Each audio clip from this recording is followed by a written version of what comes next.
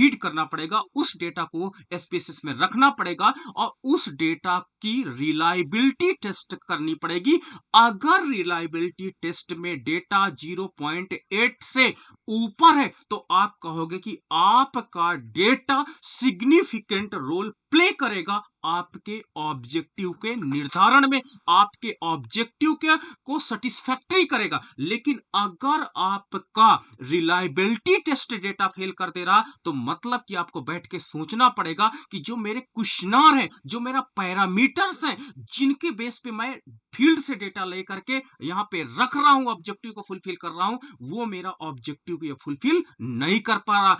कहीं ना कहीं ये मेरे साथ प्रॉब्लम आ रही है। इस डेटा की एथेंटिसिटी में प्रॉब्लम है, इस डेटा में अदर कहीं पर प्रॉब्लम आ रही है। तो इन सारी प्रॉब्लम्स को आपको सोचना पड़ेगा और आपको डेटा को, आपको वेरिएबल को रिफ्रेम करना पड़ेगा। तो ये इंपॉर्टेंट रोल यहां पर हो जाता है कि जो रिलायबिलिटी टेस्ट होती है वो रिलायबिलिटी टेस्ट बहुत अधिक इंपॉर्टेंट है। पायलट सर्वे के बाद आपको रिलायबिलिटी टेस्ट करना होगा, ठीक है, डेटा का। अब आपका प्रश्न बनता है कि सर क्या सभी डेटा पे मैं रिलायबिलिटी टेस्ट करूं? नो, आप केवल क्या करोगे, जो आपके नॉमिनल वैल्यूज हैं, नॉमिनल वैल्यूज वाले डेटा पे आप रिलायबिलिटी टेस्ट नहीं किया जाता, केवल ऑर्डिनल डेटा पर ही रिलायबिलिटी टेस्ट करेंगे। तो क्या होता कि केवल ऑर्डिनल डेटा जो आपके पास होता है उसी पर हम लोग रिलायबिलिटी टेस्ट को इंप्लीमेंट करते हैं, रिलायबिलिटी टेस्ट को लगाते हैं। तो ये पॉइंट आपका इंपॉर्टेंट हो जाता है कि रिलायबिलिटी टेस्ट केवल ऑर्डिनल डेटा पे होता है, नॉमिनल डेटा पे आप रिलायबिलिटी टेस्ट मत करना, क्योंकि नॉमिनल डेटा के रेस्पेक्ट में रिलायबिलिटी टेस्ट सदैव लगभग लगभग मुझे लगता है कि फेल्ड ही मिलता है। केवल ऑर्डिनल डेटा पर ही आपको रिलायबिलिटी टेस्ट करना है, ये पॉइंट आप सीख लीजिए सबसे पहले, ठीक है। आपका जो ऑब्जेक्टिव फुलफिल करेगा, ऑब्जेक्टिव जो वर्क करेगा नॉमिनल और ऑर्डिनल के कॉम्बिनेशन से करेगा, बट रिलायबिलिटी आपको टेस्ट करनी है केवल और केवल ऑर्डिनल डेटा के अंतर्गत। तो ये बात आप पॉइंट्स देख लीजिएगा, सीख लीजिएगा कि ऑर्डिनल डेटा का ही रिलायबिलिटी आपको करना है। चलिए, रिलायबिलिटी डेटा क्यों निकाला जाता है? तो रिलायबिलिटी डेटा का जो टेस्ट आपका आएगा वो कौन बेंच अल्फा के नाम से इसे जाना जाता है। कौन बेंच अल्फा जो होता है इसको एसपीएसएस ऑटोमेटिक रिलायबिलिटी को निकालता है। और ये क्या होता है, सबसे ज्यादा मोस्ट कॉमन मेजरमेंट है, ठीक है, इंटरनल कंसिस्टेंसीज को के लिए it is most commonly used किया जाता है when you multiple Likert scale में अगर आप क्वेश्चनर बनाते हो तो आपको रिलायबिलिटी टेस्ट करनी पड़ेगी। और रिलायबिलिटी टेस्ट का मतलब होता है कि आपका डेटा रिलायबल है कि नहीं है। अब प्रश्न आपकी तरफ से एक आता है कि सर रिलायबिलिटी का मतलब क्या हुआ? रिलायबिलिटी का मतलब यह हुआ कि अगर किसी रिस्पोंडेंट से आप कहते हो कि आपको क्या लगता है कि भारत में हायर एजुकेशन बढ़ाने के लिए ऑनलाइन कोर्स लागू किया जाए, ऑनलाइन कोर्स को पैरेलल चालू कर दिया जाए। अगर वो कहता है कि नहीं, हाँ, यस सर, परफेक्टली एग्री, तो इसी पर वो बार बार, चाहे मैं जितनी बार उससे पूछूं, वो हर बार उसका आंसर परफेक्टली एग्री ही आना चाहिए। अगर वो एक बार कहता है कि आई एम परफेक्टली एग्री और नेक्स्ट टाइम जब मैं पूछता हूं तो कहता है मॉडरेट या न्यूट्रल रहता है, तो आप कहोगे आपका डेटा रिलायबिलिटी में फेल हो गया है। ये पॉइंट आप नोट रखिएगा। अगर आपके रिस्पोंडेंट अपना ऑप्शंस पे स्थिर नहीं रहते हैं, कांस्टेंट नहीं रहते हैं, तो ये पॉइंट नोट रखिएगा कि आपका डेटा रिलायबल नहीं होगा और आपकी थीसिस में एरर जनरेट होने के पूरे चांसेस हैं, ठीक है। आपको क्वेश्चनर बिल्कुल क्लियर कट उनको बताना है और वो अपने डिसीजन पर डिगे नहीं। ये ऐसा डेटा जो आपको मिलेगा वो रिलायबल डेटा कहलाएगा और इसी को क्या करते हैं, रिलायबिलिटी टेस्ट कहा जाता है, जिसे क्रोन बेंच अल्फा के नाम से जाना जाता है, जिसे कोहेन या कप्पा के नाम से भी जानते हैं और इसे हम लोग के से डिनोट करते हैं, के से आपको दिखाते हैं, ठीक है। तो इसके अंतर्गत आपका जो डेटा होता है वो अधिकतर वो लिकर्ट स्केल में इस डेटा को बनाया जाता है, फ्रेम किया जाता है और लिकर्ट स्केल के आधार पर इस डेटा को हम लोग रिलायबिलिटी टेस्ट करते हैं। तो पायलट सर्वे में आप जाओगे, जाने के बाद एसपीएसएस में डेटा फीड करोगे, डेटा फीड करने के बाद उन डेटा में जो ऑर्डिनल डेटा उसकी रिलायबिलिटी आपको टेस्ट करनी है। अगर डेटा रिलायबल हुआ तो ही आप थीसिस में आगे बढ़ना, डेटा रिलायबल नहीं है आप वेरिएबल को डिलीट करोगे और वो सॉफ्टवेयर बताएगा कि कौन सा वेरिएबल आपको डिलीट करना है अपने क्वेश्चनराई से, कौन सा वेरिएबल डिलीट करना अपने क्वेश्चनराई से, ये आपको रिप्रेजेंट करेगा कोफिन अल्फा। जो आपका ये सॉफ्टवेयर ये बता देगा कि कौन सा आइटम आपको डिलीट करना है। तो अब देखते हैं, अगर आपका डेटा की रिलायबिलिटी स्कोर 9.9 से ज्यादा है तो आपका डेटा एक्सीलेंट कैटेगरी में रखा जाएगा और ये डेटा आपको बहुत अच्छा रिस्पॉन्स करेगा आपकी थीसिस के लिए, इसकी एनालिसिस बहुत स्ट्रांग होगी। लेकिन अगर आपका डेटा 0.9 और 0.8 के बिटवीन है, ठीक है, रिलायबिलिटी टेस्ट में 0.9 और 0.8 के विपरीत है, बिटवीन में है, तो आप कहोगे आपका गुड है डेटा, ठीक है। लेकिन अगर आपके रिलायबिलिटी टेस्ट की वैल्यूज 0.8 और 0.7 के बीच है तो आप कहेंगे कि जो डेटा है वो एक्सेप्टेबल है, ठीक है, एक्सेप्ट कर सकते हो, यूज कर सकते हो, ठीक है, जैसे कहते नहीं आप बोलते हो ठीक है काम चल सकता है। लेकिन अगर आपकी रिलायबिलिटी 0.7 से कम है तो क्वेश्चनेबल है, मतलब प्रश्न चिन्ह उठेगा कि आपका डेटा रिलायबल नहीं है, आप कैसे काम कर रहे हो। अगर आपकी रिलायबिलिटी 0.6 0.5 के बीच में है तो पुअर है, आप तुरंत इमीडिएट डिसीजन लीजिए और क्वेश्चनर को, और आप अपना जो डेटा कलेक्शन मेथड है उसको आपको चेंज करना पड़ेगा, ठीक है। और अगर आपका 0.5 के नीचे रिलायबिलिटी चली जा रही है तो आपका पास अनएक्सेप्टेबल है, वो डेटा यूज नहीं आप कर सकते हो। तो देखिए कितना इंपॉर्टेंट ये आपका सॉफ्टवेयर है, यानी जो आपका रिलायबिलिटी टेस्ट है वो कितना अच्छा है, जो आपकी रिलायबिलिटी को बताता है। आपका सोशल साइंस में जब भी आप लिकर्ट स्केल का प्रयोग करते हो तो रिलायबिलिटी टेस्ट करना आपको नहीं भूलना है। साइकोलॉजी में सबसे ज्यादा ऑर्डिनल डेटा यूज किया जाता है और वहां पर रिलायबिलिटी इंपॉर्टेंट रोल अदा करती है। तो ये पॉइंट आपको नोटेबल है, इस पॉइंट के आधार पे आपको काम करना होगा। अब देखिए जब हम रिलायबिलिटी टेस्ट कैसे एसपीएसएस सॉफ्टवेयर में करेंगे, ये पॉइंट हमारे पास देखना है, ये पॉइंट हमको सोचना है। तो हम देख सकते हैं यहां पर स्लाइड में कि सबसे पहले आप जाओगे कहां पर, एनालाइज पे जाओगे। सबसे पहले आप एनालाइज पे गए, एनालाइज पे जाने के बाद आप आ जाते हो स्केल पर। और देखिए बैकग्राउंड में मैंने डेटा को विजुअल कर दिया है, डेटा को जो न्यूमेरिक था उसको मैंने एबी फॉर्म में कर दिया। तो देखिए सब पीछे बैकग्राउंड पे आपको दिख रहा होगा, सारा डेटा आपका क्या है, ऑर्डिनल डेटा। बैकग्राउंड आप देख सकते हो, बैकग्राउंड में सारा डेटा आपका ऑर्डिनल डेटा के रूप में दिखाई पड़ रहा। तो ये चीज आप दिमाग में बैठा लेना कि the reliability test will be work on only ordinal data, यानी कॉन्टिन्यूअस और आपका इंटरवल डेटा के साथ ही काम करेगा। ये पॉइंट आप नोट रखिएगा। और फर्स्ट आप डेटा फीड करने के बाद स्केल पे जाइएगा और स्केल में जैसे आपका कर्सर जाएगा आपके सामने रिलायबिलिटी एनालिसिस का टैब आ जाएगा। बाय क्लिकिंग रिलायबिलिटी एनालिसिस, जब रिलायबिलिटी एनालिसिस को आप क्लिक करेंगे तो आपके पास कुछ ऐसा बॉक्स आएगा जो आपको स्लाइड में दिख रहा है।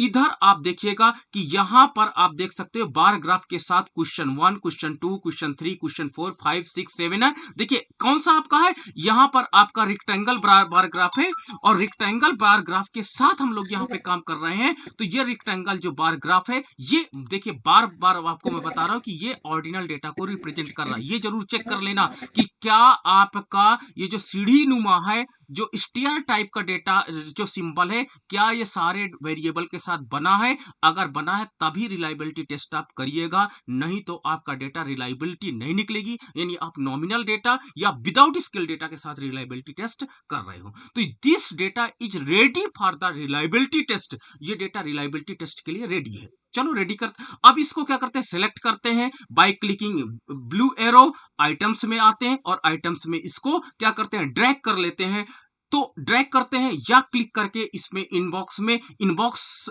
आइटम बॉक्स में इसको इंसर्ट कर देते हैं और इंसर्ट करने के बाद जो डेटा आपका ऑरिजिनल है सारा का सारा डेटा रिलायबिलिटी टेस्ट के लिए रेडी हो जाएगा। ये आइकन 1 भी हो सकता है और अभी अभी नए सॉफ्टवेयर में रेटिंग नाम का एक टैब भी बॉक्स जोड़ा गया है।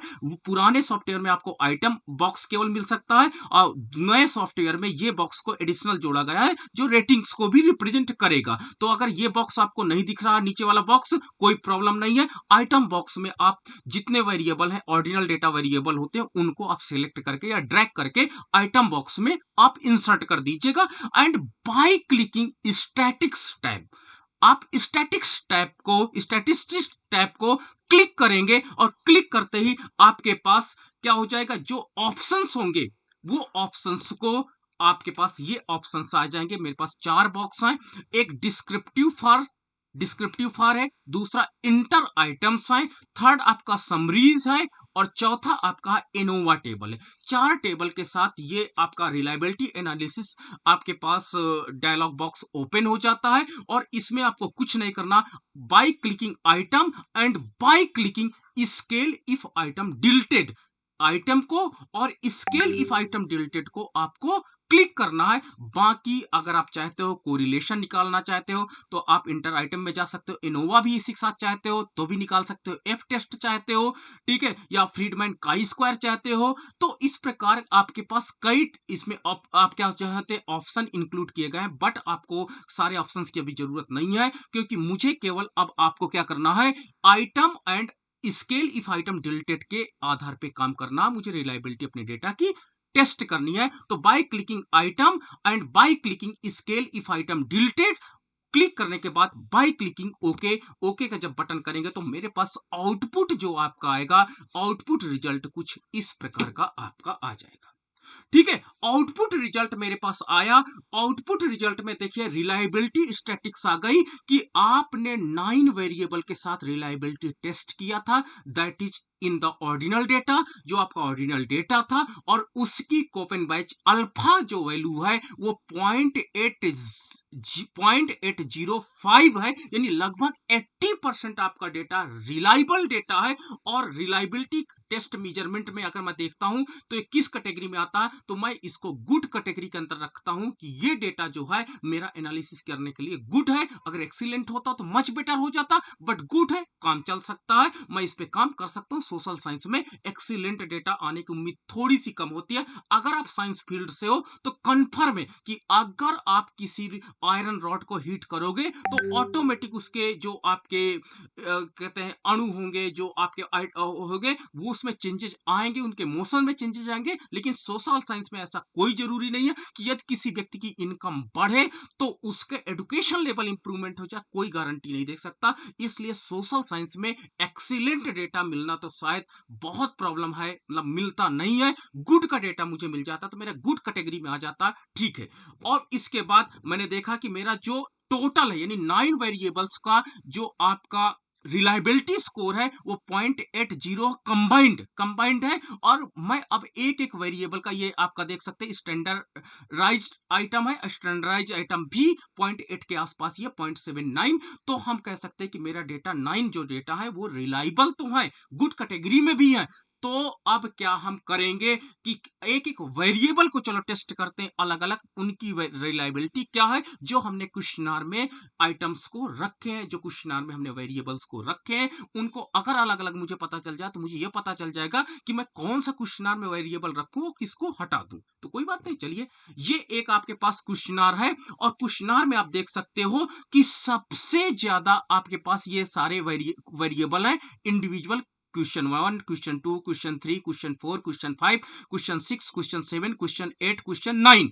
और इनका जो आपके पास रिलायबिलिटी है वो इंडिविजुअल रूप से आप 0.76, 0.78, 0.76, 0.77 सब सारे वेरिएबल की अलग अलग रिलायबिलिटी है। और आप देख सकते हो कि सबसे क्वेश्चन नंबर 8 की रिलायबिलिटी सबसे ज्यादा है और सबसे कम जो रिलायबिलिटी है आप टेस्ट कर सकते हो पहला सेट क्वेश्चन नंबर 1 की रिलायबिलिटी आपके पास और क्वेश्चन नंबर 3 की रिलायबिलिटी सबसे कम है। तो इनको कह रहा है कि question alpha if item deleted. तो इसमें अगर आप चाहते हो कि आपके वेरिएबल की रिलायबिलिटी कम है, ठीक है, अगर 0.7 से भी कम आ रही है तो उन वेरिएबल को आपको रिप्लेस करना पड़ेगा, उन वेरिएबल को नए डायमेंशन से आपको काम करना पड़ेगा और कुछ नराई में कुछ ना कुछ आपको चेंजेस करने पड़ेंगे। लेकिन जिन वेरिएबल्स की रिलायबिलिटी 0.8 के ऊपर है वो वेरिएबल आपका फिट है और वो डेटा जो है वो एक्सेस कर रहा है आपका प्राइमरी डेटा फील्ड से और वो आपके ऑब्जेक्टिव को फुलफिल कर रहा है। लेकिन जिन वेरिएबल्स की रिलायबिलिटी कम है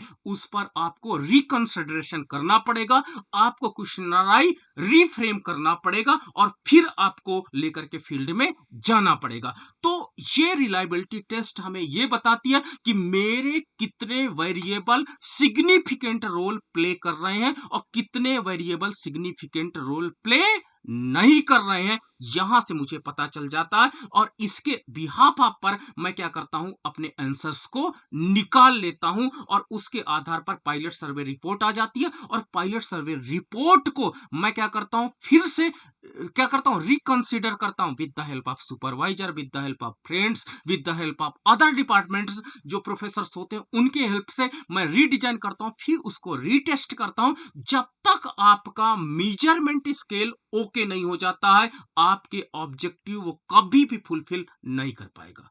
इसलिए रिलायबिलिटी टेस्ट करना बहुत अधिक इंपॉर्टेंट है। आप टुकड़ों में रिलायबिलिटी टेस्ट करिए, कोई बात नहीं, आप एक ऑब्जेक्टिव है उसके 10 सब वेरिएबल हैं उनकी रिलायबिलिटी अलग टेस्ट कर लीजिए, दूसरे ऑब्जेक्टिव की रिलायबिलिटी आप अलग टेस्ट कर लीजिए और तब तक आप इस पे वर्क करेंगे, तब तक क्वेश्चन को मॉडिफिकेशन में फॉर्म पे रखेंगे जब तक कि आपकी रिलायबिलिटी सारे वेरिएबल की स्ट्रांग नहीं हो जाती है। ठीक है, कभी भी कोई क्वेश्चनर पहली बार में 100%, सोशल साइंस में मैं बात करता हूं, रिलायबिलिटी 100% नहीं आती है। जैसे मान लीजिए मैं एक प्रोडक्ट है, एक प्रोडक्ट की मैं मार्केटिंग करना चाहता हूं, मैंने उसकी पैकिंग अच्छी कर दिया, ठीक है, दूसरा मैंने क्या किया, पैकिंग के बाद उसका नेम बड़ा इजी कर दिया। मार्केटिंग में बहुत अच्छा होता है नेम, प्रोडक्ट का नेम ऐसा रखिए तो लोग इजी गोइंग बोल सके, ये मार्केटिंग स्ट्रेटेजी के अंतर्गत आता है। उस प्रोडक्ट का कलर, पैकिंग कलर बहुत इंपॉर्टेंट रोल अदा करता है। तो ये सारे वेरिएबल्स जो आपके पास होते हैं, ये सारे वेरिएबल्स में अब मैं मार्केट में पायलट सर्वे के लिए जाऊंगा, देखूंगा कौन सा वेरिएबल सिग्निफिकेंट रोल ए प्रोडक्ट को बेचने के लिए वर्क कर रहा है। अगर किसी की मान लीजिए name playing the significant role but क्या था कलर या पैकेजिंग नहीं, तो उसको जैसे हम लोग प्रोडक्ट में चेंजेस करने का करते हैं उसी प्रकार आपका सोशल साइंस डेटा भी कहता है कि अगर कोई वेरिएबल है जिस पे लोग रिलायबल नहीं करते, रिलायबिलिटी नहीं है, लोगों का परसेप्शन बार बार चेंज हो जा रहा है, उस पर आपको फिर से बात करनी होगी, उस पर फिर से आपको रिकंसिडरेशन करना होगा और इस आधार पर आपका क्वेश्चनराई फाइनलाइज होगा। बार बार आपको पायलट सर्वे के बाद बार बार इसको आपको रिलायबिलिटी टेस्ट के देखना होगा और उसके बाद आपका डेटा जो होगा वो एनालिसिस के लिए फाइनली रेडी होगा। आप डायरेक्ट एसपीएसएस के साथ वर्क नहीं करोगे तो एसपीएसएस रिलायबिलिटी इस टूल्स के माध्यम से आपके डेटा को बताता है कि वो आपका रिलायबल और कहता है रिलायबल रोल प्ले कर रहा या रिलायबल रोल प्ले नहीं कर रहा। तो ये इंपॉर्टेंट एक बात हो जाती है, ठीक है। अब इसके बाद तो अब मैं एक इसी को टेस्ट करके, मेरे पास डेटा है और उस डेटा को मैं आपके साथ टेस्ट करके दिखाऊंगा, बताऊंगा कि कैसे मैंने निकाला और वहां पर आपको मैं ये भी दिखाऊंगा कि कैसे वो टेस्ट में फेल भी कुछ वेरिएबल्स हो गए, उनको मैंने रिप्लेस भी किया। तो ये सारी चीजों को मैं अप्लाई करके अब आपके साथ दिखाना चाहूंगा। तो मुझे लगता है कि इतनी बात अब आपको समझ में